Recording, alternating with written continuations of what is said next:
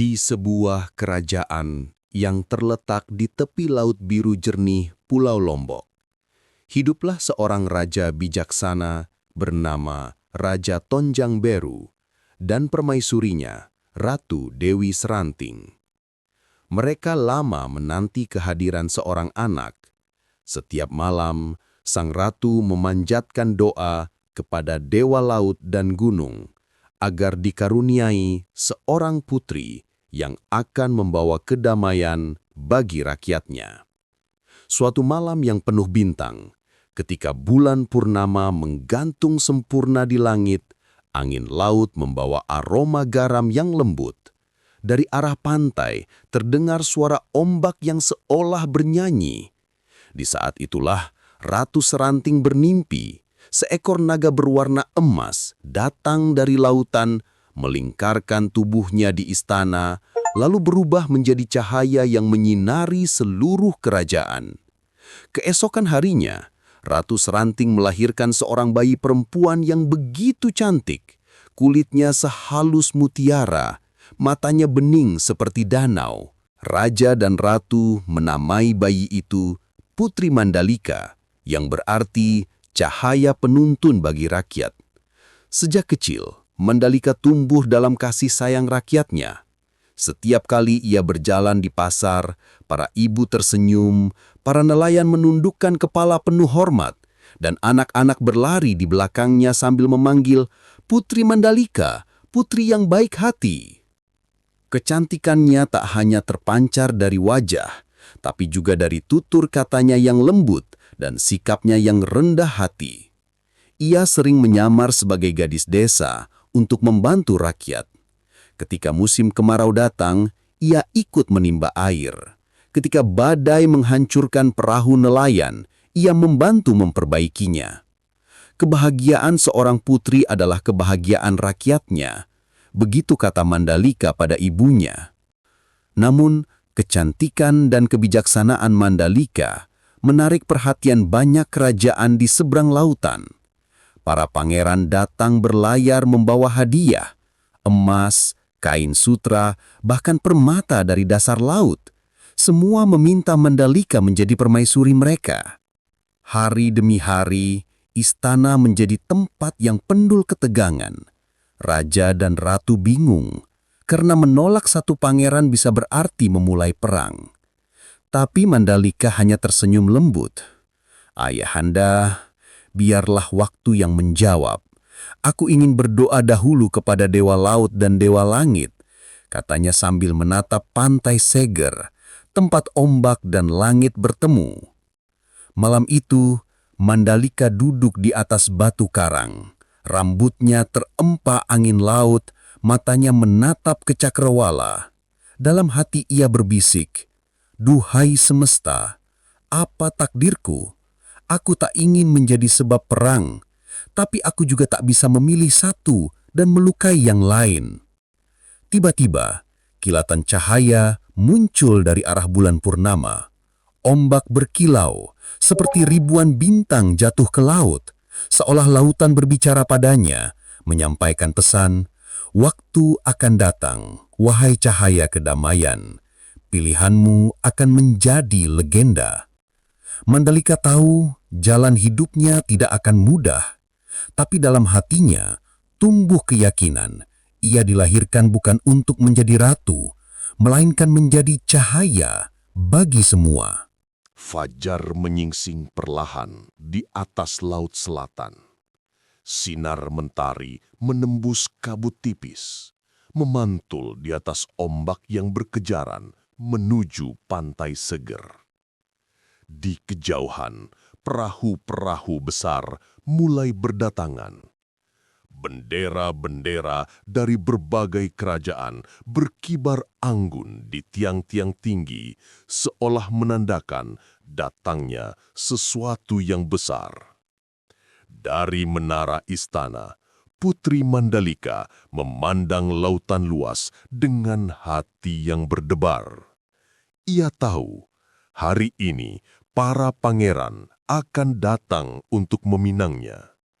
Masing-masing membawa pasukan, hadiah, dan niat yang berbeda. Namun dalam hatinya yang ia rasakan hanyalah kegelisahan. Di haula besar kerajaan, Raja Tonjang Beru duduk di singhasananya dengan wajah tenang namun penuh beban. Di sampingnya, Ratu Seranting menggenggam tangan putrinya. "Anakku," bisik sang ratu lembut, "ingatlah, apapun keputusanmu nanti, lakukanlah dengan hati yang tulus. Jangan takut, sebab kebenaran selalu berpihak pada niat baik." Satu persatu, pangeran memasuki aula. Pangeran dari kerajaan Dene mengenakan jubah merah dan membawa peti berisi emas permata. Pangeran dari kerajaan Beru gagah dengan senjata berlapis perak. Pangeran dari kerajaan Mertak tampan dan pandai berbicara. Lalu datang pula pangeran dari negeri jauh yang membawa keris tertuah dan panah berhiaskan batu giok. Mereka semua membungkuk di hadapan Putri Mandalika. Namun dalam senyum mereka tersembunyi persaingan yang membara. "Wahai Putri Mandalika," kata salah satu pangeran dengan suara berwibawa, "izinkan aku mempersembahkan dunia padamu. Jika kau menjadi permaisuriku, aku akan menundukkan semua kerajaan lain agar tunduk di bawah kakimu." Yang lain segera menyela, "Tidak, kerajaanku lebih makmur dan damai. Bersamaku, engkau akan menjadi ratu yang dicintai rakyat seluruh negeri." Suasana berubah tegang. Para pangeran mulai saling memandang tajam, tangan mereka menggenggam gagang senjata. Hanya satu yang tetap diam, seorang pangeran muda dari kerajaan kecil di utara. Ia tidak membawa hadiah mewah, hanya seikat bunga laut yang dipetik sendiri dari dasar samudera. Putri Mandalika menatap bunga itu. Warnanya biru kehijauan, lembut seperti ombak di pagi hari. "Mengapa engkau hanya membawa bunga ini?" tanya Mandalika lembut. Pangeran muda itu menunduk. "Karena aku tahu keindahan sejati bukan dari emas atau permata, melainkan dari hati yang mau beri. Bunga ini tidak abadi seperti halnya kehidupan. Namun selama ada cinta dan ketulusan, keindahan akan selalu hidup." Kata-kata itu membuat aula hening. Semua mata tertuju pada pangeran muda itu. Tapi sebelum Raja Tonjang Beru sempat berbicara, salah satu pangeran lain berdiri dan menepuk meja. "Omong kosong," serunya. "Putri Mandalika pantas mendapatkan yang terbaik, bukan bunga laut dari nelayan miskin." Keributan pun pecah. Para pangeran mulai berdebat, saling mengancam, bahkan hampir bertarung. Suara mereka bergema hingga keluar istana. Rakyat yang menonton di halaman ikut cemas. Mereka tahu satu keputusan yang salah bisa memicu perang besar di seluruh Lombok. Di tengah kekacauan itu, Putri Mandalika berdiri. Suaranya lembut namun tegas. "Cukup. Aku belum memilih siapapun.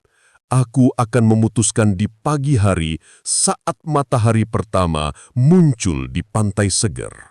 Semua terdiam. Mandalika menunduk hormat pada ayah dan ibunya, lalu berjalan keluar aula. Angin laut menyambutnya, membawa aroma garam dan ketenangan. Ia berjalan ke tepi pantai, menatap ombak yang datang silih berganti. "Laut," bisiknya lirih, "engkau saksi dari doa-doa rakyatku. Tunjukkan padaku jalan kebenaran. Aku tak ingin darah tertumpah karena cinta yang salah." Bulan purnama muncul di langit, sinarnya menari di permukaan air.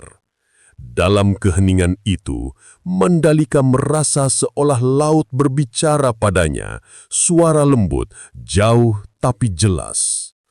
Kau akan menjadi satu untuk semua. Kau akan abadi dalam kedamaian. Mata Mandalika berkaca-kaca. Ia menatap ke arah istana yang mulai tenang. Dalam hatinya, ia tahu keputusan besar sudah menanti. Malam itu, ia berjanji pada dirinya sendiri, besok di bawah sinar matahari pertama, ia akan menentukan jalan hidupnya, meskipun harus mengorbankan segalanya. Fajar yang ditunggu pun tiba. Langit Lombok perlahan berubah dari biru tua menjadi oranye keemasan. Angin laut membawa kabar dari timur, lembut menyapu rambut para rakyat yang sejak dini hari telah memenuhi pantai Segir. Mereka datang dari segala penjuru, membawa bunga, dupa, dan doa. Semua ingin menyaksikan keputusan Putri Mandalika, putri yang mereka cintai dan hormati. Di kejauhan, deretan pasukan dari berbagai kerajaan berdiri berhadap-hadapan, bendera berkibar di antara kabut tipis pagi. Ombak berdebur pelan, seolah tahu hari itu bukan hari biasa. Hari itu adalah hari takdir. Dari arah istana, rombongan kerajaan berjalan dengan hikmat. Di tengahnya, Putri Mandalika melangkah anggun dalam balutan kain songket berwarna hijau laut. Di rambutnya terselip bunga melati putih, lambang kemurnian. Wajahnya teduh, matanya menatap jauh ke cakrawala, seolah sedang berbicara dengan sesuatu yang tak terlihat.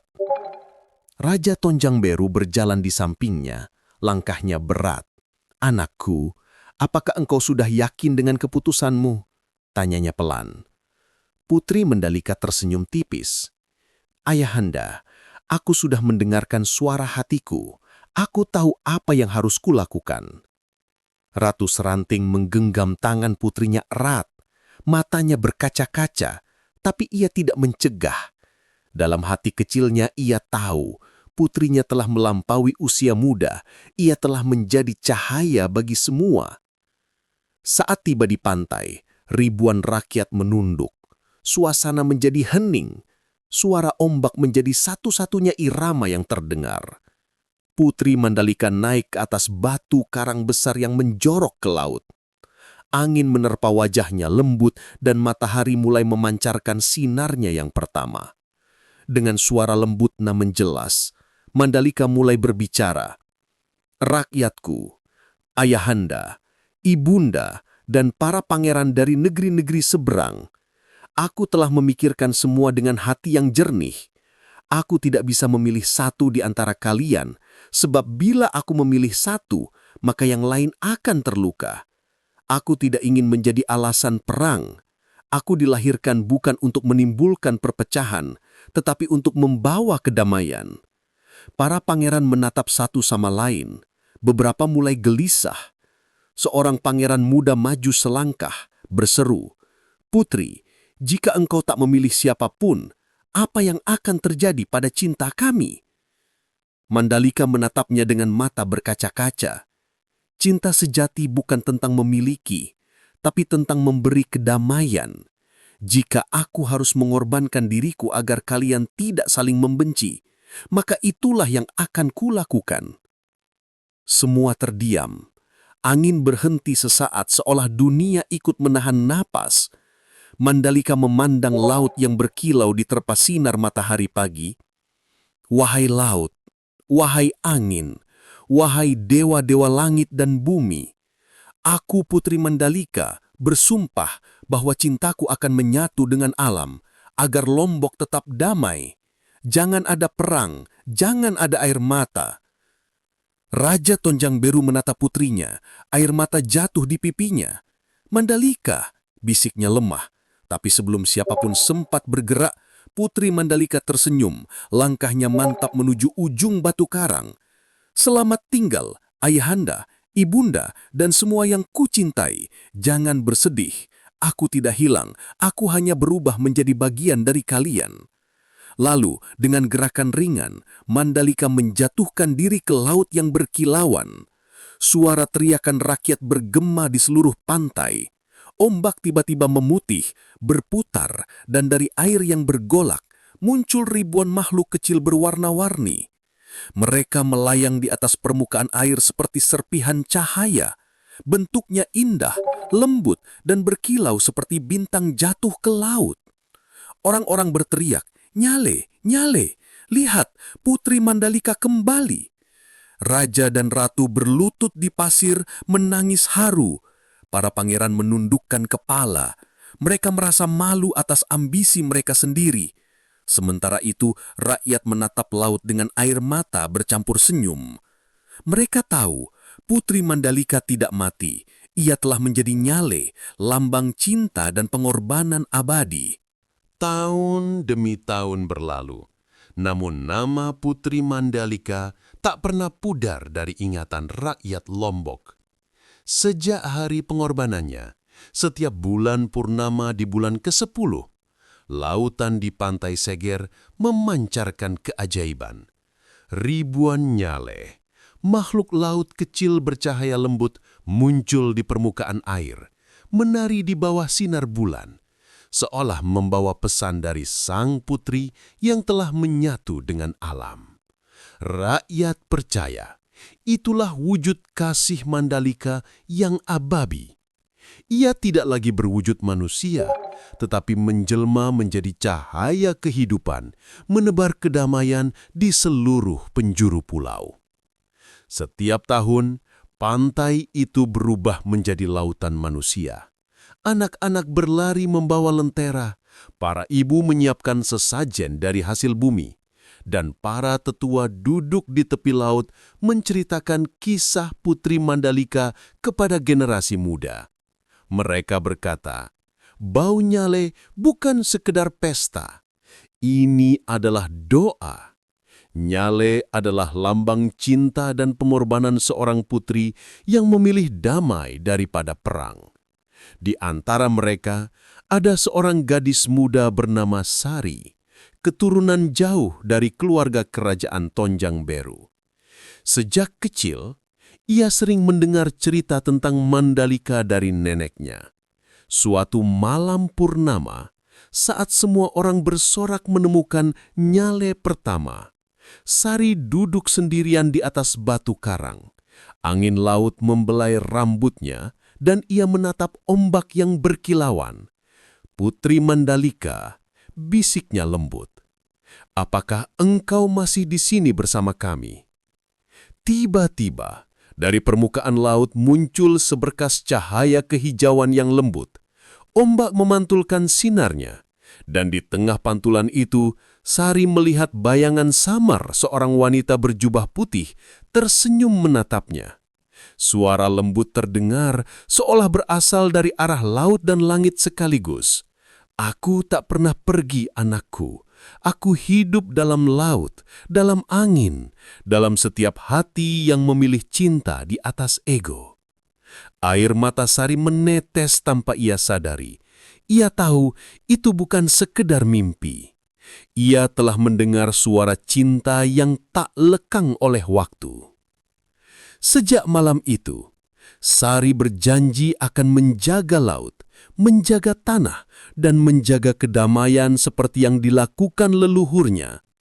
Ia mengajak para pemuda desanya menanam mangrove di sepanjang pesisir, menjaga kebersihan laut, dan mengajarkan anak-anak arti pengorbanan Putri Mandalika.